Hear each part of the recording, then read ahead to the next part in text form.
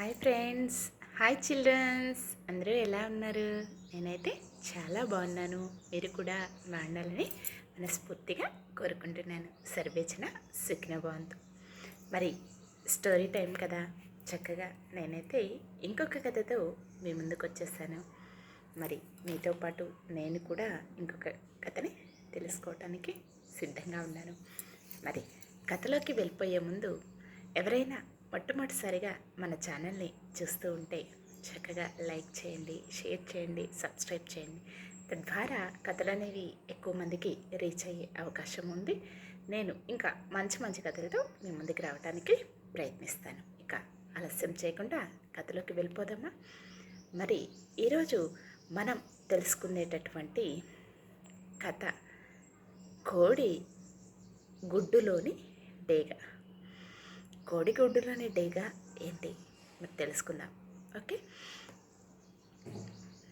ఒకసారి ఒక డేగ చెట్టు మీద కొన్ని గుడ్లను పెట్టింది. అదే సమయంలో అదే చెట్టు కింద కోడి కూడా గుడ్లను పెట్టింది. అయితే ఒకరోజు డేగ వేటకు వెళ్ళిన సమయంలో అది గమనించిన ఎలుగుబంటి ఆ డేగ యొక్క గుడ్లను తినటానికి చెట్టుపైకి ఎక్కింది. ఎలుగుబంటి అతి కష్టంగా 3 గుడ్లను పూర్తి చేసింది. ఓకే, అయితే ఇంకొక 4వది ఆ ఎలుగుబంటి చేతిలో నుంచి జారి చెట్టు కింద నివసిస్తున్నటువంటి కోడిగుడ్లలో పడిపోయింది.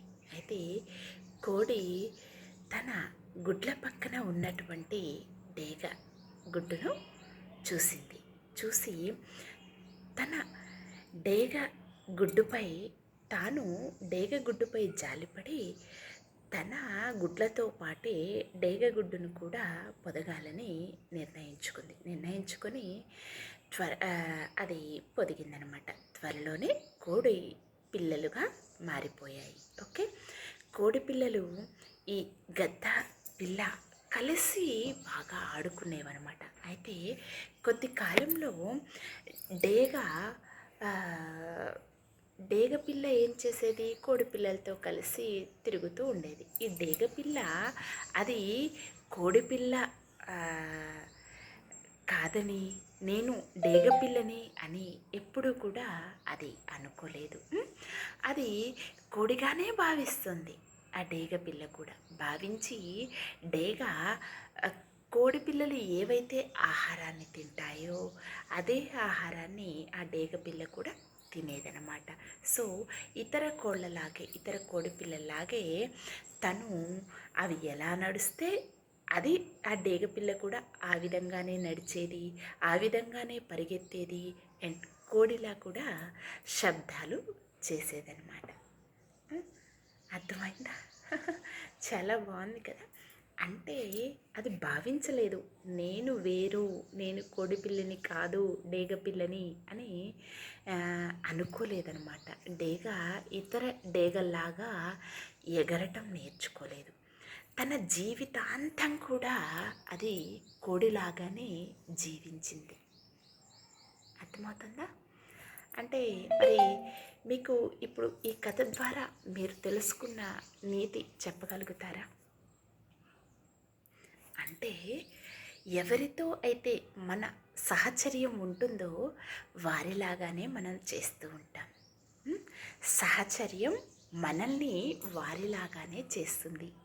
అంటే పెద్దవాళ్ళు కూడా చెప్తూ ఉంటారు. మనం మంచి మంచి వేమన శతకాల్లో కూడా వింటూ ఉంటాం కదా.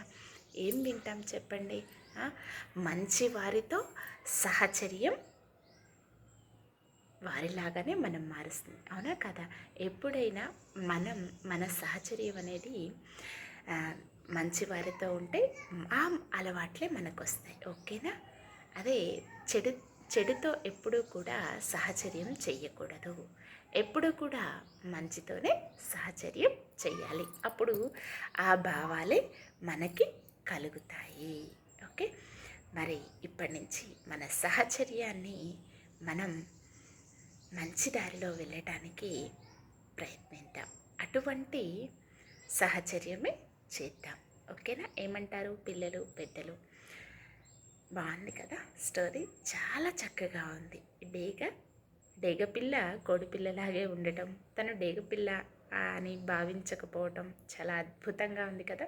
నాకైతే చాలా బాగా నచ్చింది. మరి మీకు ఎలా అనిపించిందో కమెంట్ రూపంలో కమెంట్ చేయండి. ఓకే, మీ విలువైనటువంటి సమయాన్ని కేటాయించి ఇంత అద్భుతమైనటువంటి కథను విన్నందుకు అందరికీ నా యొక్క హృదయపూర్వక ధన్యవాదాలు, కృతజ్ఞతలు తెలియజేస్తున్నాను. మరి మరొక కథతో నేను మీ ముందుకు వచ్చేస్తాను. సర్వేచన సుఖిన భవంతు.